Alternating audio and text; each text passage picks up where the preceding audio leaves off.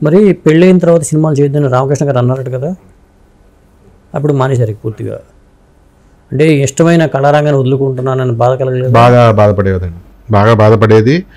And దానికి అంటే total house wife అయిపోయిందండి. నన్ను చూసుకోవడం, లేకపోతే ఇంట్లో వంట చేయడం అంతా తనే, ఇల్లు చూసుకోవడం తనే, అన్నీ చూసుకునేదండి. కానీ 2000 కాదు 94లోనో 95లోనో పద్మాలయాలో ఒక సినిమా చేశారండి. రమేష్ బాబు గారు అనుకుంటాను హీరో, పచ్చతోరణం అనుకుంటానండి సినిమా పేరు.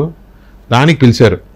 సో డాడీని అడిగింది, ఇలా ఒక సినిమా అడుగుతున్నారు చైనా అని చెప్పేసి, నువ్వు ఫ్రీగా ఉన్నావు, చెయ్యాలని ఇంట్రెస్ట్ ఉంటే చెయ్యి అన్నారు. ఇంకా అప్పుడు స్టార్ట్ చేసిందండి. అది ఫస్ట్ అప్రోచ్. దాని తర్వాత సీరియల్ చేసింది తమిళ్లో.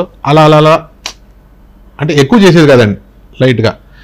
ఈ లోపల నాన్నగారు వచ్చేసి పోవడంతో మేము ఇక్కడ షిఫ్ట్ అయ్యడంతో ఇంకా అందరూ గీతాంజలి గారు వచ్చారు, క్యారెక్టర్స్ బిజీగా అయిపోయారు.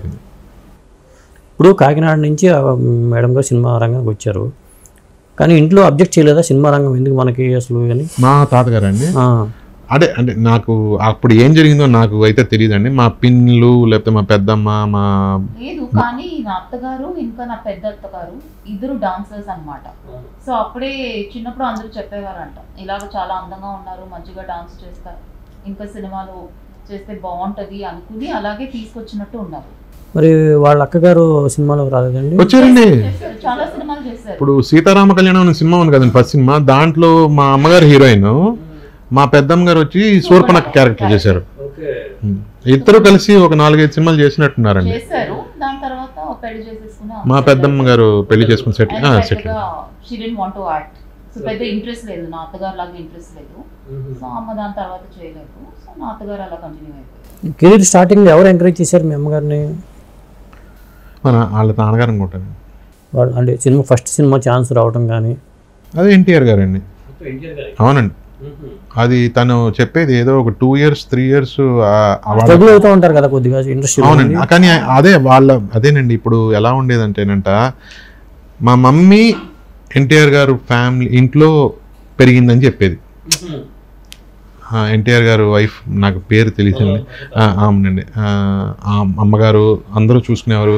వీళ్ళందరూ పిల్లలంట, హరికృష్ణ గారు లేకపోతే బాలకృష్ణ అన్నయ్య, వీళ్ళందరూ పిల్లలు అనమాట. సో వాళ్ళందరితో అలా ఆడుకుంటూ అలా పెరిగిపోయాను నేను కూడా.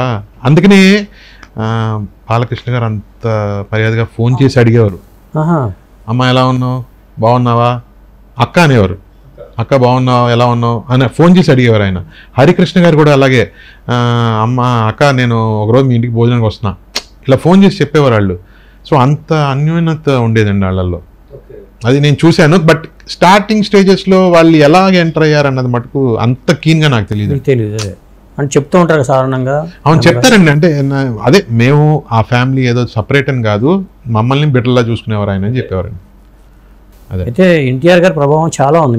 100% ఉందండి, 100%. ఆ ఫ్యామిలీ, టోటల్ ఫ్యామిలీ అయితే గైడ్ చేశారండి వీళ్ళు, దాంట్లో డౌట్ లేదండి.